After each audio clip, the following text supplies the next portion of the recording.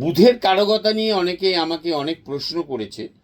আমি সবাইকেই বলেছি, দেখুন, জ্যোতিষ এমনই একটি সাবজেক্ট, সে সাবজেক্টের টেকনিক্যাল ব্যাপারটা হচ্ছিল ম্যাথমেটিক্যালি। যখন আমরা সাবজেক্টের কাছে চলে এলাম তখন সেটা ফিলসফির মতন হয়।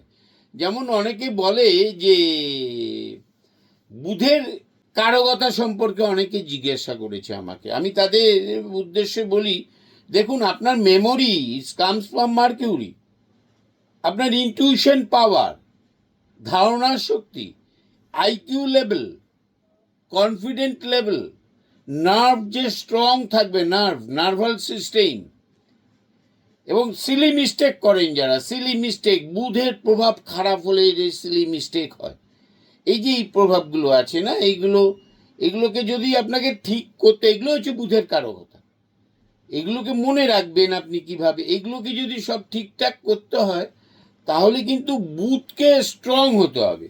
এবং বুধ যার জীবনে স্ট্রংনেস থাকে না বুধের, সে কিন্তু জীবনে কোনোদিন কখনো প্রতিষ্ঠা, বুদ্ধি, ট্যালেন্ট ইমপ্লিমেন্টে পেতে খুব মুশকিল হয়। তারা এক জায়গায় গিয়ে দাঁড়িয়ে যায়।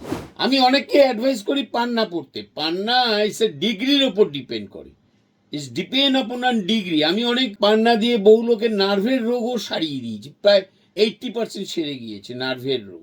পান্না গ্রিন কালার, এটা যদি ঠিকভাবে প্রপার ওয়েতে প্রপার পরিমাণে যদি দেওয়া হয় তাহলে নার্ভের রোগও অনেক সময় সেরে যায়। আমি বলছি না যে পার্টিকুলারলি সারছেই একেবারে, কিন্তু আপনি রিলিফ পেতে পারেন, আপনার রিলিফ পাওয়ার সম্ভাবনা প্রবল। মনে রাখবেন বেশি, এগুলো সবসময়ই হয়। নমস্কার।